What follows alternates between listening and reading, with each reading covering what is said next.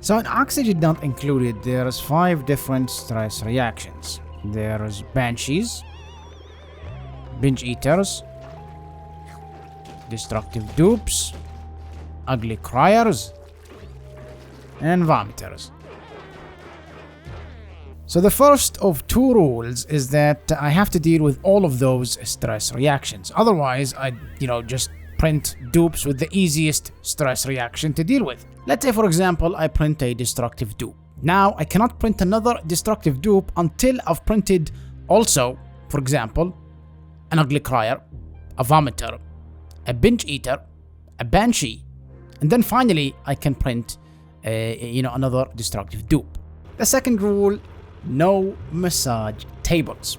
They would actually be pretty useless early on in the run, but later on they can trivialize dealing with certain stress responses. So no massage tables. Here's a list of mods I've used in this run. Nothing changes the game in any significant way. This is quality of life cosmetic stuff, except that last mod, duplicant stat selector. I'm only using it to change the stress reactions of duplicants I'm about to print. That's it. Alright, let's go. So our home is going to be the Verdente cluster. It's going to be another Classic Plus run, large asteroid with smaller asteroids accessible by rockets or a teleporter. We actually only can access one planet with that, the teleporter. And the traits are going to be metal rich, which is going to be important for dealing with vomiters and destructive dupes, and geoactive because I like, having extra geysers. The stress is going to be on max difficulty, and with that, let's begin. So we gotta select our first restarting duplicants, and it's gonna be Nails, Ruby, and Camille. Now typically at this point you'd specialize them, maybe you'd get a scientist, a digger, maybe a rancher, but we don't need to do that because of what I'm about to do. Only interested in the stress reactions, and it's gonna be an ugly crier, a vomiter, and a banshee. So the first thing I do is I go into dev mode temporarily.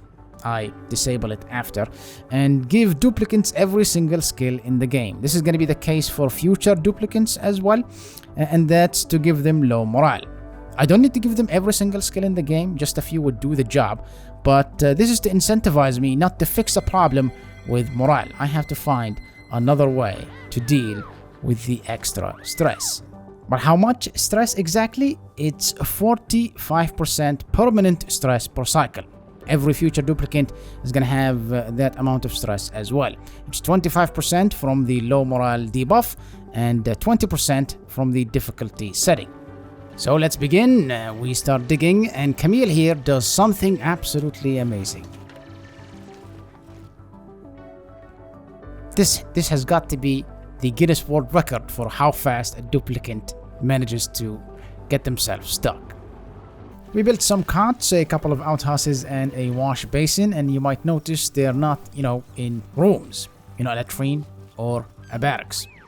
They give like 2 morale. That's not gonna even make a dent when they need 77. It's time to print a new duplicant, and it is gonna be Liam. I have the choice here of making him a binge eater or a destructive dupe, and if I choose a binge eater, this means I would have graduated from a mental institution. That would not be a good idea this early in the run. Binge eaters are going to require, special procedures. And as soon as he spawns, just like the other 3 duplicants, he gets every single skill in the game. And at this point, I assign everyone different hats depending on what they're going to do at 100% stress. Ugly criers are going to get a plumber's hat. Vomiters are going to get a doctor's hat, advanced medical hair hat, and banshees are going to be getting an artist's hat, and the destructive dupes are going to be getting a super hard digging hat, a miner's hat. In the first 3 cycles, the duplicants had a buff called New Hope, which is only something that the first 3 duplicants get when they spawn. It's a minus 20% stress buff, but by cycle 4 it has faded away, and this happens.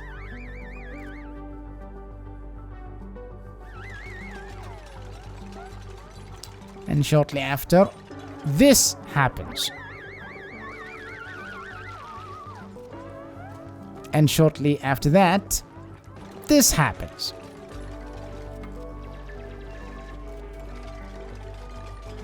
And a while later, this happens.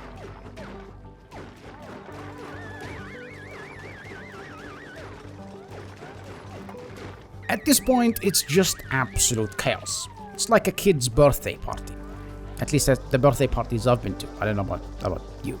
And it's going to stay, chaotic for a very long time. The base is going to be designed differently to deal with these stress responses. And I think it's going to be helpful to know what exactly these stress responses actually do. So let's go through each one of those.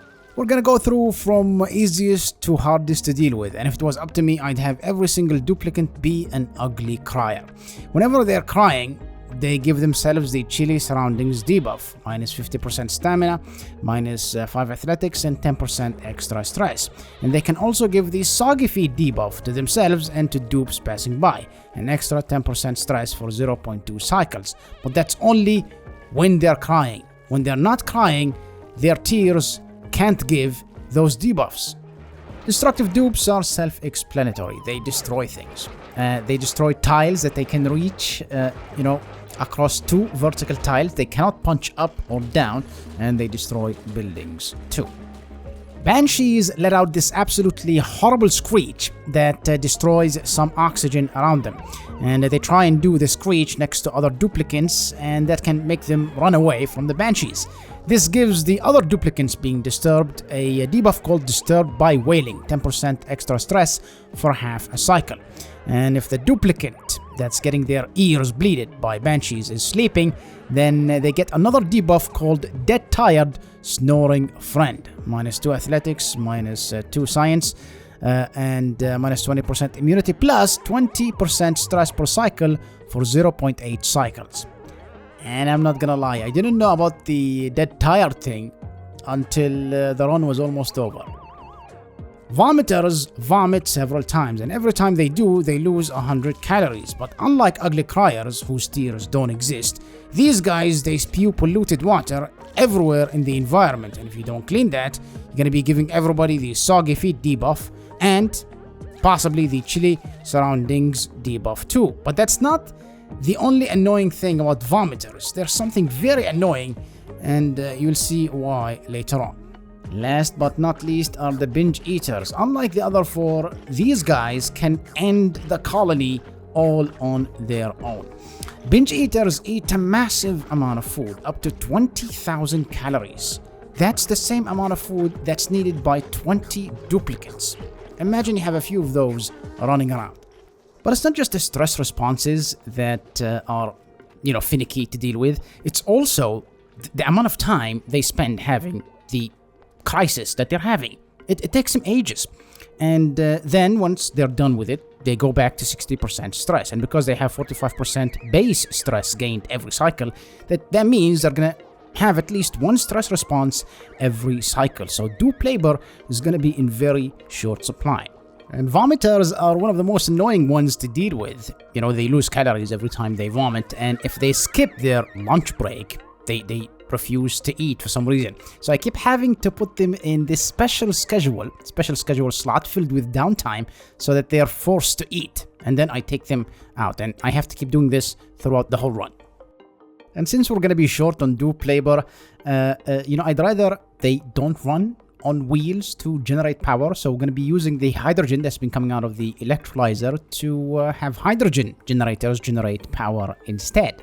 And Ruby, she almost starves again. So to the special schedule she goes, and yeah, gonna have to keep doing this. And a while later we get another warning for Ruby, different one this time. My fault, to be honest. And let's rescue Ruby.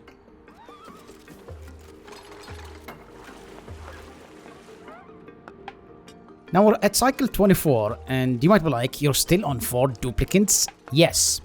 Binge eaters are very dangerous, and they're gonna require special containment procedures. You might also have been wondering, you have a destructive dupe, why isn't anything destroyed? Here's the thing. I've done a lot of testing with destructive dupes, and they don't actually destroy everything. And based on this testing, these are the buildings duplicants will absolutely obliterate. They will seek them and destroy them no matter where they are on the map. Plus oil wells. Oil wells are not featured in this footage. So that's for the buildings. What about the tiles? They're going to destroy regular tiles. They're going to destroy carpeted tiles. They're going to destroy window tiles, whether they're made of glass or diamond. Yes, even diamond tiles would get punched into oblivion. And surprisingly, I actually didn't test this before doing this run. Surprisingly, something that can withstand meteor showers, duplicants can punch through that as well and destroy it. Bunker tiles can be destroyed. Storage tiles can also be destroyed, and the only thing they can't destroy are mesh tiles, airflow tiles, and doors. That's why I've been using mesh tiles in the base. Not only can destructive dupes not destroy them, vomiters vomit right through them. So, no soggy feet debuff. But if someone walks through the vomit fall, they do get the sopping wet debuff, which is even worse than soggy feet. But there is an element of luck there. It won't be as constant as soggy feet if we had vomit everywhere. We start digging into the slime biome, but not for the very useful gold amalgam or reed fiber. There's something that's much more urgent that's found in here, and that is the buddy bud seed. This is a plant, flower, that releases floral scent germs, and anyone exposed to those floral scent germs, they get a 5% stress relief debuff, minus 5% stress for 0.3 cycles. We want that. It's time to think of expanding our colony, and as I've said, the next duplicant is a binge eater, and they need a special containment facility. But before that, Ruby almost starves again, so I gotta deal with that. And then we continue building the special facility.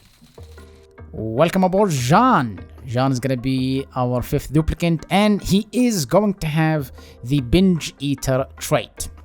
These are very, very dangerous if you just let them roam around. And he's going to be wearing a special hat, a chef's hat. So binge eaters are going to try and get their hands on any food, even if it's across the map. But what if you limit where they can access the food? Other duplicants have their own fridge, and John can't access it. He can only access this fridge. And when food is taken out, the door on the left locks. The dupes, though, are not supposed to refill it that fast. They were supposed to wait until John finishes his tantrum. So we gotta make some adjustments. Try number 2. He takes food out of the fridge. The door on the left locks. And that's it. He has to wait. Is the plan. He's not supposed to get out. This door only exists for other duplicants to leave if they get stuck. So we prevent him from using it. And now that we have a binge eater as part of the colony, we can now start printing dupes with the traits we already have. The order is reset. So our next dupe is going to be Hassan, the Banshee, and then Harold, the Destroyer, Travaldo, the Ugly Crier, and Grossman, the Vomiter. Welcome to hell. And Harold doesn't waste any time. He immediately goes to the hamster wheel, and Francis Ngannou's it. And that's the thing with destructive dupes. Every time, I print them, I have to make sure that they can't go to certain areas. Otherwise, they destroy things inside. Now, this base is surrounded by slime, and, I'd like to get rid of that. So this is a special room, a chlorine room. It's going to help us handle the slime. And before we go ahead and do that, we actually find a very, very nice thing. It's going to help us a lot with sustaining the base, and that is a polluted water vent. So the idea behind the chlorine room is that whenever we dig up slime, the dupes immediately carry it and deliver it here, where the slime lung gets killed off pretty fast. If you get slime lung and you're stressing at the same time, that can be a lethal combination. So this room is very important. And as we dig up the slime biome, there is a neural vacillator. I send Camille to have her neurons rewired, and we get the best trait you could get from the vacillator for this run. Permanent -20 stress. I check on John to see if the containment room is working. It is working just fine. Can get out, buddy. And the chlorine room, I have a feeling someone is gonna do something that's gonna ruin the liquid lock, preventing the chlorine from getting out. So we build an active liquid lock. And what that means is that this automation here is going to detect if it's not water in the tiles just before the chlorine room, and if it's not, it's gonna tell this water vent to open.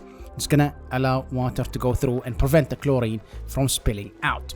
That was a very good idea, because shortly someone drops a piece of slime on the liquid lock, and it off gases, and that deletes the water from the liquid lock. So we ask someone to move the slime, and then Ruby, she watches the last episode of Game of Thrones right there in the middle of the chlorine room. So I kindly ask her to leave, and then we clean up the mess.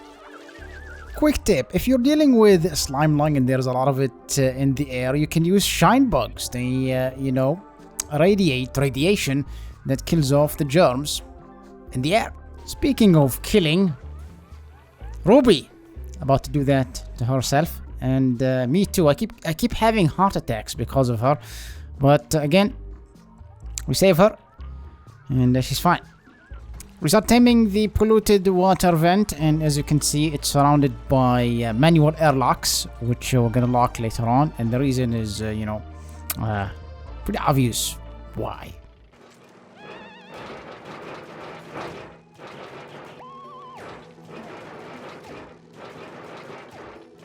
We found another neural vacillator, and guess who is gonna be getting in?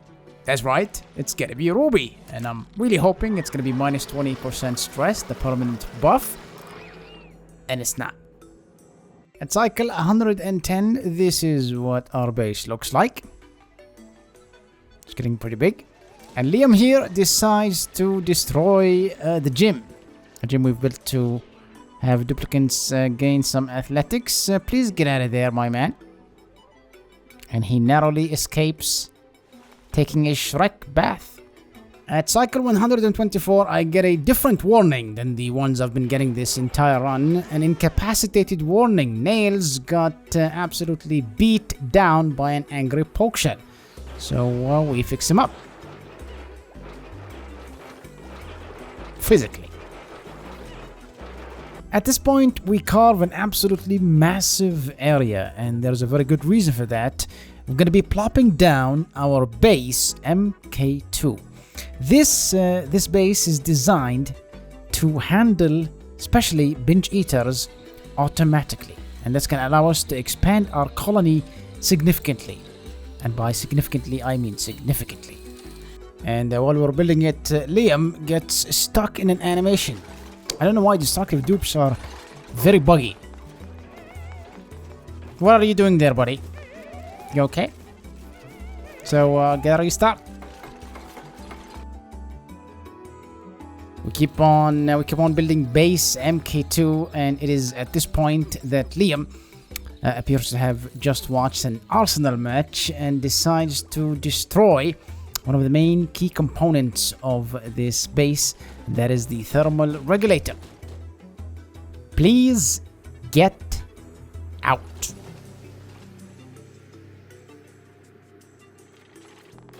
So what does base MK2 actually do? Well, the whole thing is to control where binge eaters eat and how much they eat.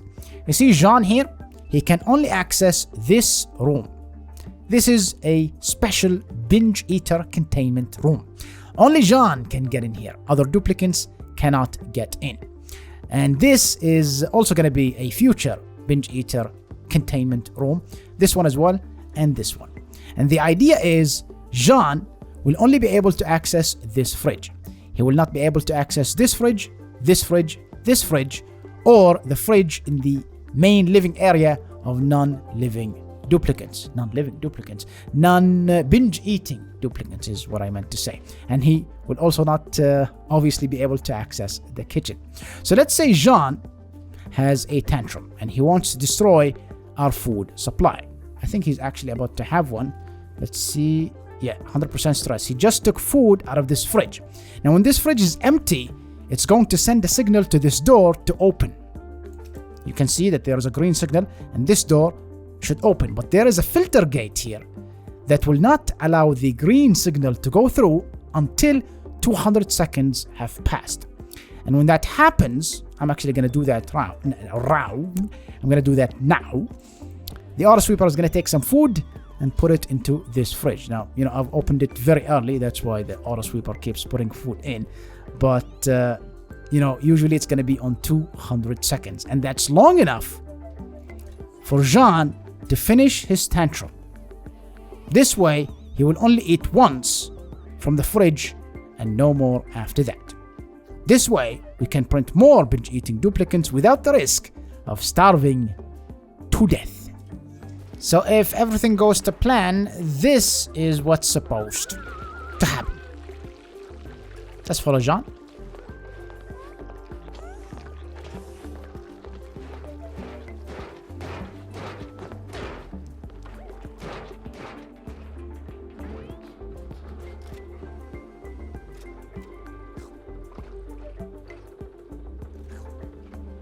Perfect. Now he has to wait 200 seconds before he gets more food. But here's the thing with plans. Sometimes they tend to go off the rails. Literally, in this case.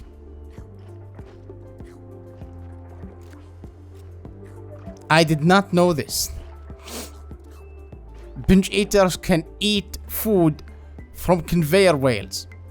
So I'm gonna have to do something I really didn't want to do. This would have been an easy way to deal with really annoying stress responses. Jean is gonna be locked in jail for now. The next thing we build is a setup that's gonna allow us to get food, cook the food, and have it delivered with minimal dupe interaction. This is going to need a lot of water, so we add that to the setup. And Ruby kindly adds her own polluted water as well. Thanks, Ruby. And we continue building it. Just a few last finishing touches and we're almost done. What's going to provide all this food? It's going to be Pacos. And, they need to start reproducing. So it's going to take a while until they become unwild and start dropping eggs. So for now, we're gonna move on to something else. And that is an absolutely massive, gigantic reed fiber farm. It's so nice having access to liquid pipes because that allows, for making natural tiles much easier. So Glassforge, limit the output to like 10 grams a second, and then do this, then deconstruct the hydroponic tiles where the glass is getting into, and blam, natural tiles. Then all you need are some pips and seeds that plant the reed fiber into the natural tiles, and now we have an absolutely huge amount of reed fiber. And now back to our Pacu setup. It has produced the food our duplicates are going to be eating for a very long time, and that is omelette. This setup with the amount of algae we have on the map is gonna last at least 1,000 cycles, and it can feed 30 duplicates. 30 duplicates. Let me explain how it works. So these Pacos, when they drop eggs, the eggs are gonna be taken by these auto sweepers and then sent into this chamber. They just actually dropped one now. So let's see what's gonna happen. Yeah, this auto sweeper is gonna take it and put it into this storage bin. And this storage bin, because it's a storage bin, any eggs in it, they lose viability 10% per cycle. So after 10 cycles, the eggs are going to break and raw eggs are going to be spilled out of the storage bin. Actually, there's one right there. Let's see what's going to happen to it. All right, it should be going up in temperature, and voila. Omelets automatically cooked. This liquid temperizer keeps this entire room very hot enough to turn the raw eggs into omelets.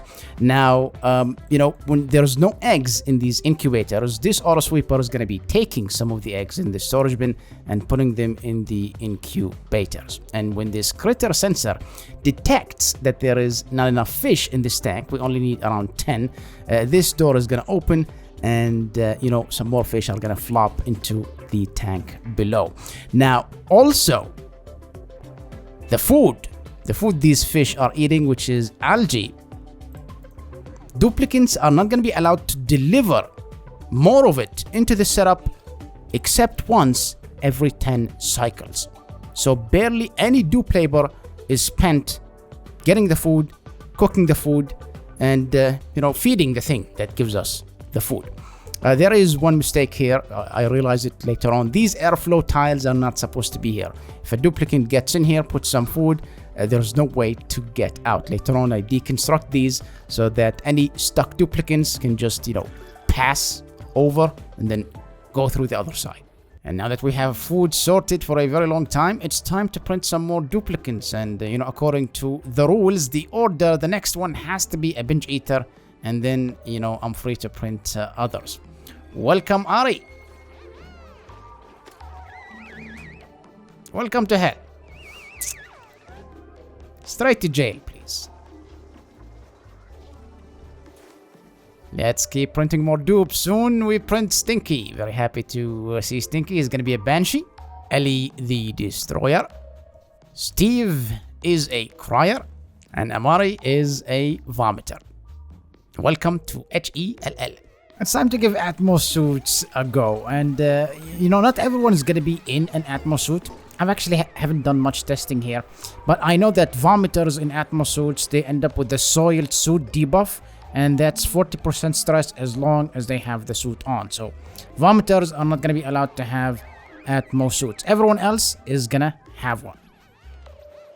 So the main reason you have Atmo suits is to go into hot areas. So, we start digging into the oil biome. And this is when I discover Ruby somehow got in. You're not supposed to be here. Get out of here. Out. And, I also discover someone is getting cooked alive. Ellie, who is supposed to be here, somehow ended up here without an Atmo suit. Please go get one immediately. And, as she very, very, very, very slowly waddles her way back to base, I discover maybe Atmo suits are not a good idea. Look at this. Look at this. Banshees destroy the oxygen in their suit. Yeah. And not only that, ugly criers, they get the soiled suit debuff too. This is not ideal. So I ask all the duplicants to please go back to base so they can drop off their Atmo suits while I have a rethink of, what to do. What's the new Atmo suits strategy? And it is at this point Ellie, our, freshest destructive dupe, she destroys things.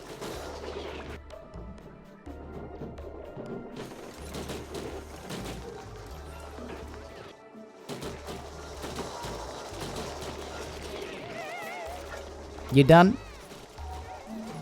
Please get out of here. Oh, she's not done actually.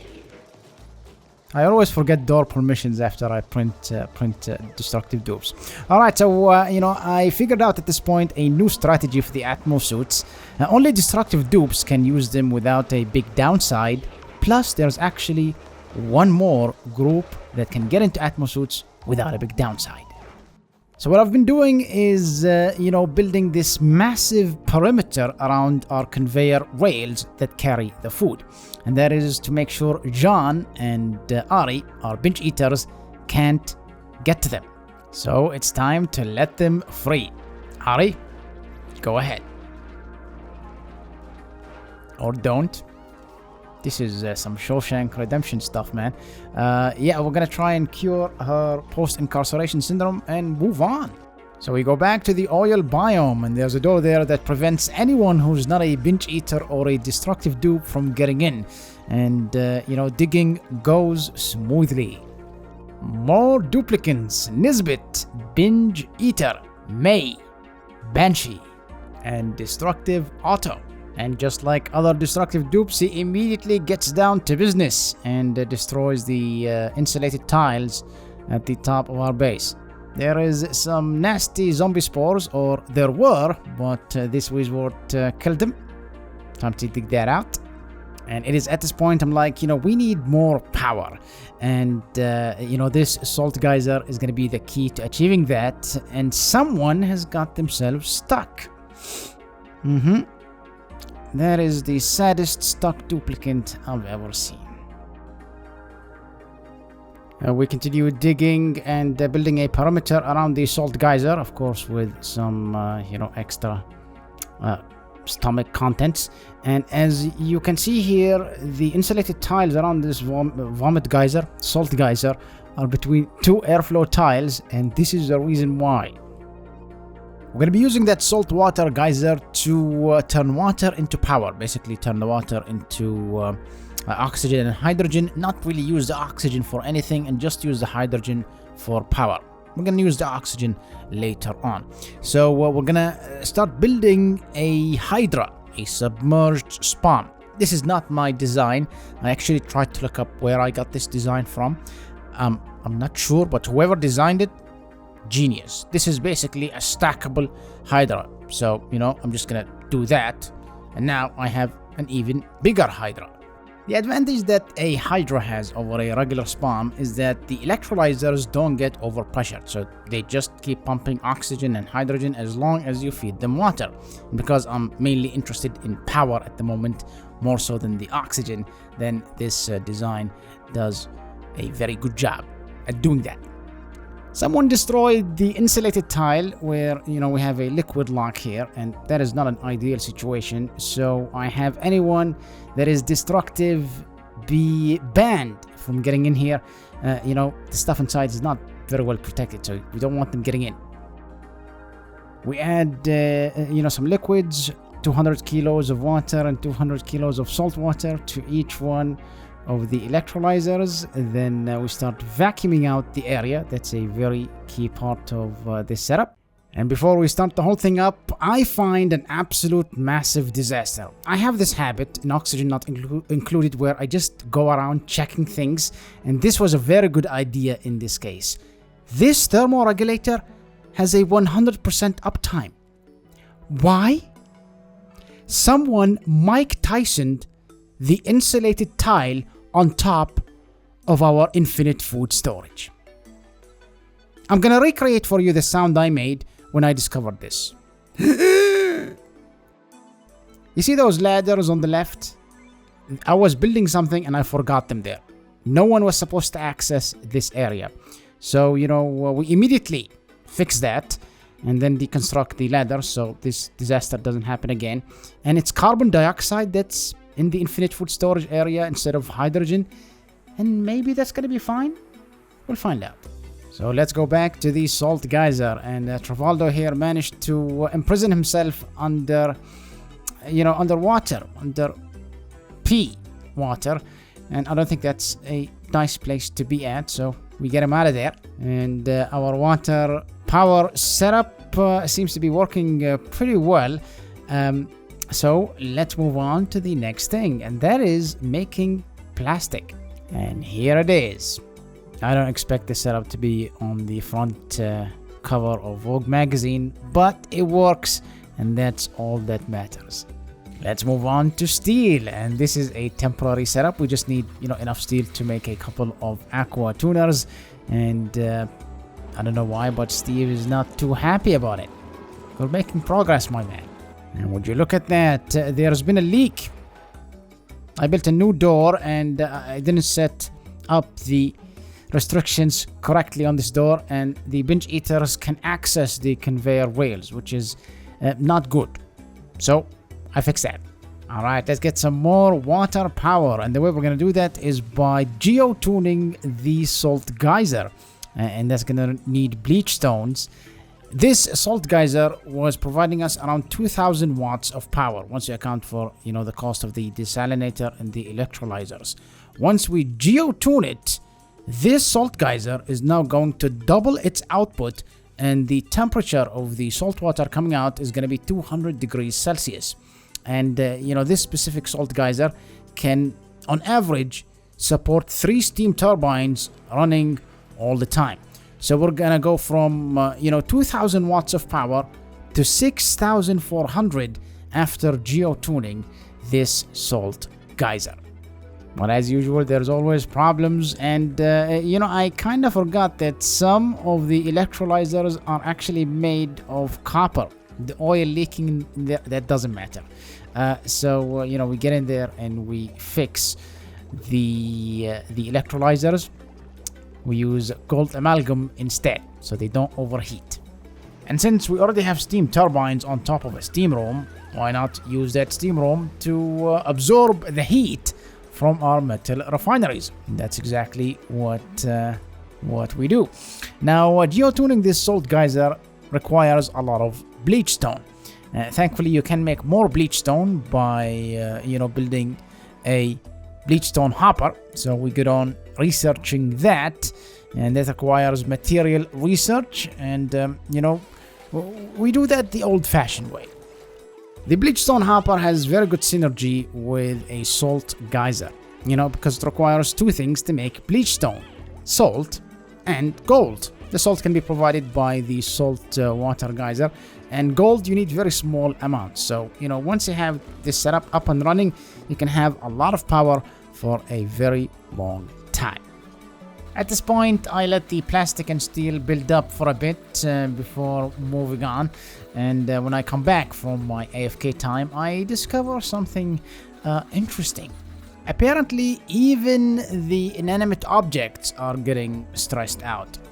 This Atmo suit dock, well, it's very angry. Speaking of being angry, me at myself, I let this happen.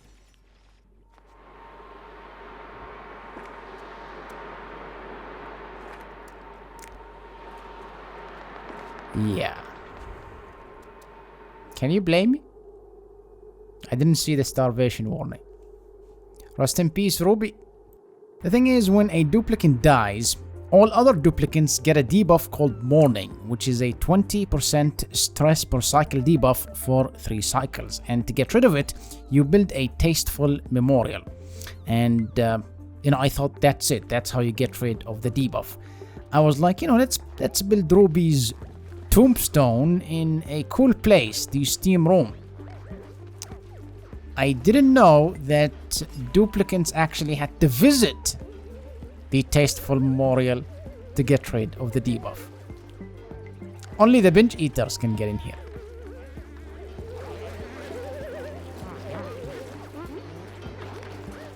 Alright, let's print a replacement. The mod actually, duplicant stat selector allows you to change the skin of the duplicants. I was gonna print another Ruby, but that felt wrong. So I was like, let's go with someone else. Here is Pi, another vomiter. And within like 3 cycles of her spawning, Pi, well, come on. So we gotta find a solution. This is, I was tired at this point of dealing with vomiters. I was not gonna do this next solution for a while, but we have to go for it. So, we start digging around trying to find it, and it doesn't actually take very long. It's right there. We begin digging a lot. We need a big area to make use of this solution, and as we do, Steve here ends up in a not very pretty situation. He's about to find out what this game is called, and soon. So let's see how we get ourselves out of this pickle.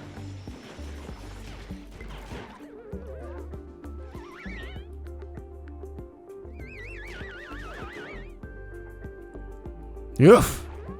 Close. Just go down. Oh my god.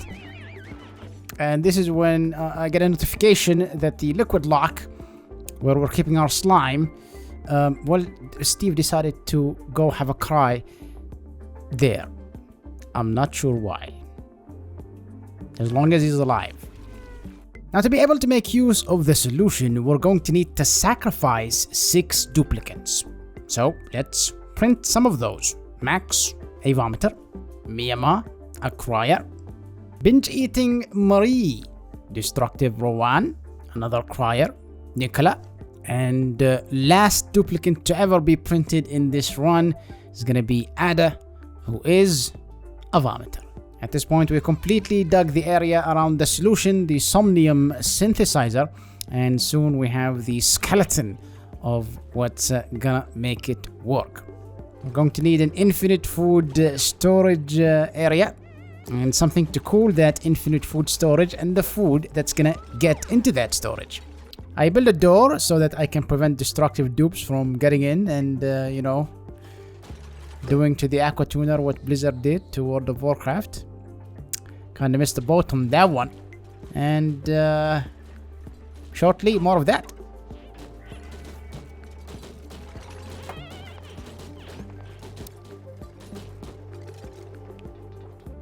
Even the neutronium.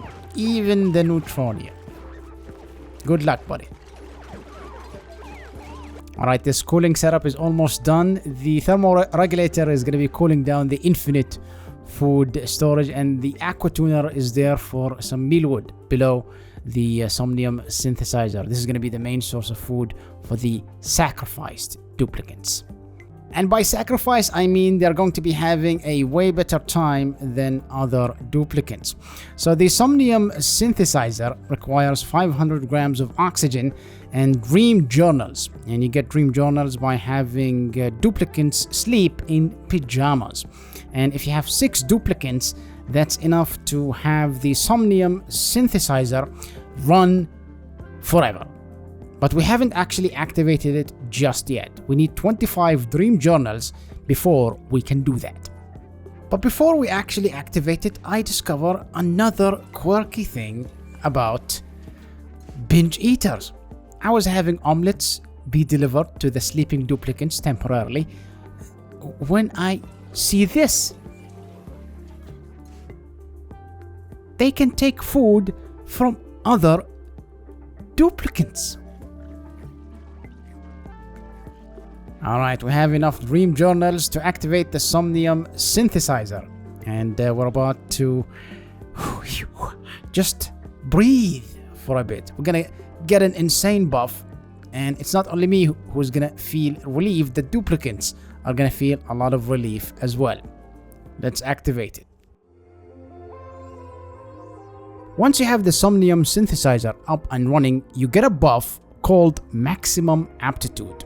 +5 athletics, strength, science, piloting, and machinery, which is very nice. But the biggest thing is that it gives -25% stress per cycle. And this is given not only to the sleeping duplicates, it's given to any duplicate on any planetoid in the game. So this is basically a permanent -25% stress buff. Now our sleeping duplicates will never ever have to worry about stress responses ever again. In total, they have -20% stress per cycle. And all of them here, except May, are vomiting duplicates. This means they're never going to be vomiting ever again. I'm never going to have to do that stupid schedule thing. And it's a relief, not just for me, but for them as well. Other dupes, though, are not going to be out of the woodworks just yet. We have reduced the permanent stress they have. They went from 45% per cycle to 20% per cycle. But there's a huge difference here. One, we're going to have less banshees having stress responses, and therefore, them yelling at other duplicates and stressing them out more. And because we no longer have vomiters vomiting everywhere, no soggy feet debuff. This means I can start building carpeted tiles everywhere. And carpeted tiles give, a -15% stress buff for around 15 seconds when duplicates walk on them. So we're going to be building these everywhere. We start digging around the map and it looks like destructive dupes, if they can't punch things, they like dancing instead. Interesting.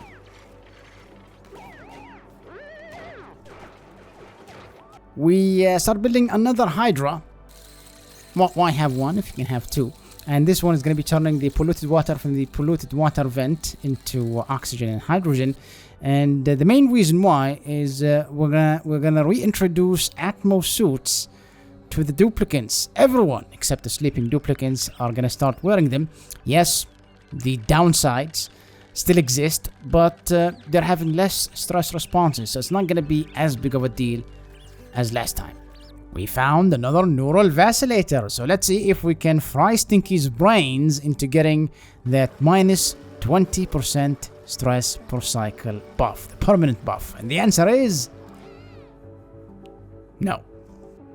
But we can actually get a more reliable permanent stress buff, and that's going to require several things. And the first thing we're going to need is some meat. We're going to build a couple of ranches of pips, and they're going to be eating wild planted arbor trees. So we start working on that.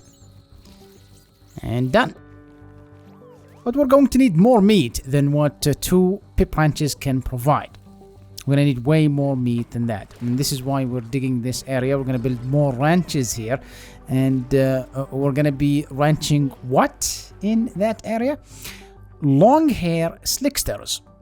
We actually found one, and we're going to use that slickster to kick things off. So we build the ranches. We have the long hair slickster in, groomed. It's going to lose wildness and start producing long hair slickster eggs, which we're going to be hatching in those incubators. It's going to take a while for those ranches to be up and running, so let's move on to our next step.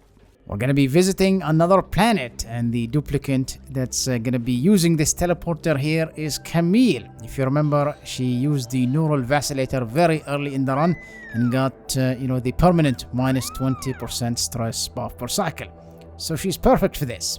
The first thing we need to do is make sure we have oxygen, and that's going to need activation of the supply teleporter. But I forgot that Camille is a yokel. She doesn't have the skills to activate it. And the teleporter is on cooldown, so we're gonna have to wait until it comes off cooldown. In the meantime, we have her explore and see if this planetoid has what we need. And while this was happening, I noticed something weird. Why do we only have 1.8 million calories? We just had 7.5 million. Remember earlier when I decided to just leave the carbon dioxide in there after someone punched the insulated tile on top of our infinite food storage? Well, I'm not sure how, but that carbon dioxide disappeared. It's now a vacuum in there, and the thermoregulator isn't cooling down the food. So all the omelets rotted. So I added back hydrogen, and we fixed things. Alright, the teleporter is ready, so we send in Stinky, and he does have the chops to activate the supply teleporter. So with oxygen sorted, we start exploring, and exploring, and exploring, and exploring, and exploring, and exploring, and exploring, until both Stinky and Camille started getting frostbite. This place does not have what we need. Let's get out of here. Since the planet closest to us doesn't have what we need, we're going to have to go into space, and that's going to require a bunch of things. One of them is, first getting to space. And before we move to the next step, I noticed Nisbet can get to the conveyor rails that's carrying the omelets. I forgot to set door permissions on the pip ranches. Get out of here. Alright, let's start exploring other planetoids near us, and we're also going to need a lot of oxalite for our rockets. So we build a couple of oxalite refineries. They're going to be fed by oxygen coming in from the water plant, from the saltwater geyser. So we get to that. We also build our very first rocket and the interior of this rocket, and this is actually one of those things that's actually easier to do in this run, because you don't have to worry about having a great hull and electric. You just can do whatever as long as it works. You don't have to care about morale. Alright, we start supplying the rocket, and there's a very important step here, and that is preventing the binge eaters from accessing space. We don't want them coming in and eating the food in the rockets. It's time to launch our first rocket. Bon voyage. The goal of the rocket is simple. It's to generate databanks for research and to explore the surrounding area. But the, brain farter that I am, I forgot to include an Atmo dock, so let's go back down. With that fixed, we launch again, and that is when everything still doesn't go smoothly. Otto pees himself, and then goes on to do his thing.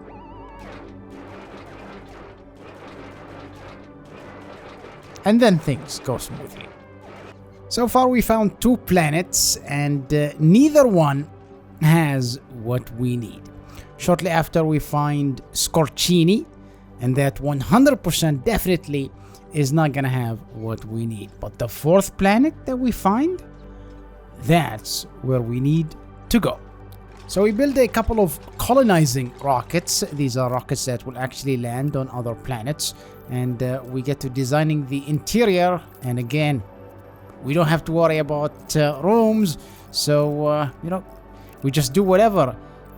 Just look at that. Look at all of those storage bins. In my excitement, I realized that I forgot to actually include a fridge. And then we build the interior of the 2nd colonizing rocket, and at this point, this happens. Not sure what that was about. Before we go on and launch those rockets, I do a quick check on the Longhair Slickster ranches, and it's going well. It's growing. We're almost done with our colonizing rockets. Just a few last finishing touches, and we are ready to go. I just need to select our colonizers, who's going to be in the rockets, and it's going to be Destructive Dupes and Camille. All right, let's go. 3, 2, 1. Alright, we arrive, and it's the usual stuff. 2 duplicants get down in Trailblazer modules. They construct a rocket platform, and also we have a duplicant sleep on the rocket exhaust. Usual normal stuff. And then we make a beeline straight for what we need from this planet. And on the way we find something nice, and that is the temporal tear opener. And then we finally find what we need. So we go back home, and then we get to wild planting sleet wheat, a massive wild planted sleet wheat farm. We built some dirt tiles, and then we start planting the sleet wheat into those dirt tiles. But the sleet wheat requires a cold environment below 5 degrees Celsius, so we get to cooling down the area, and done. We also want some lettuce, so exact same thing, but for water wheat. 1, 2, 3. Done. Before moving on to the next step, we need to clean up our Longhair Slickster ranches. As I've said, these consume a lot of oxygen, and we'd like to keep that oxygen if we can. So if we have too many Longhair Slicksters, one of the duplicants, Steve in this case, is going to pick up the extra Longhair Slicksters and have them take a nice sauna bath.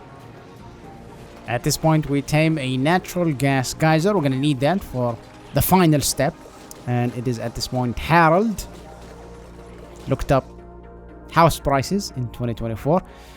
I don't know why I built a hamster wheel to power the gas pump, but I attach it to the main grid instead.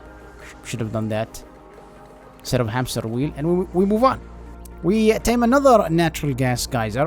Why not? We have like 5 of them on this map, and Otto also has found out about what Harold found out about. If you can't tell I'm trying to buy a house, it's not gonna happen. With 2 natural gas vents under control, we can now move on to the next step, and that is to use the gas range, which requires natural gas. We wait for that to arrive, and then we start cooking. And here it is, the Frost Burger. If you don't know, the Frost Burger is one of the best foods in the game. it gives -2 athletics, but also, more importantly, it gives -15% stress per cycle for 2 cycles. And since duplicants eat every cycle, they're going to have this buff permanently. So, with the Somnium synthesizer, that's -25% stress per cycle, and the Frostburger, -15% stress per cycle, that's -40% permanent stress per cycle. So the duplicants are now only gaining 5% stress per cycle. And through the other temporary ways to reduce stress, sleeping, talking with each other, the carpeted tiles and the floral scent, this is now a normal run. We no longer need to have doors blocking access to anywhere. All the duplicants can go anywhere they please. And since that's the case, guess who's going to be getting into the kitchen and cooking the frost burgers from now on?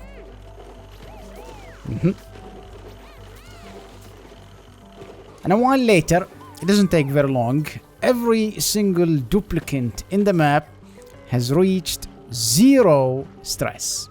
This hasn't happened since cycle 1. So I think it's time to wrap things up. It's time to beat the game. So, we do this, that,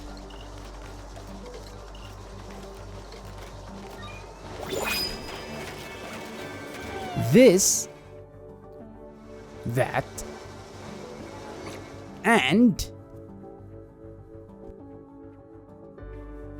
pa.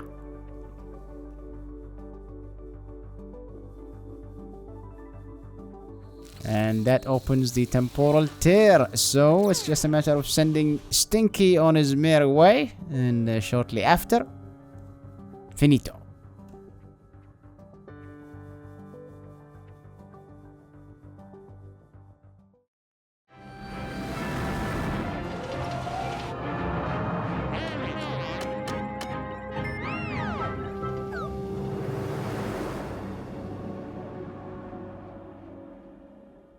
Now this isn't actually the end of the run. While I was editing this video, I kept playing in the background. I kept sending rockets to every single space point of interest over and over and over again. And the reason why is I wanted to farm artifacts, and the reason I wanted artifacts is to get vacillator recharges. When you clean them, you have the chance to get vacillator recharges. And that means we can keep using neural vacillators. And what I did is I started frying the brains of every single duplicant in the colony until everyone got the same buff that Camille got. Sunny disposition, -20% stress per cycle permanently. And what that means is that these dupes no longer require external sources of stress relief. They don't need morale. They're going to be happy-go-lucky dupes for the rest of their lives. Thank you so much for watching, and make sure to click subscribe and hit that notification bell. In the next run, we're going to find out how far we can get in oxygen not included without gas pipes.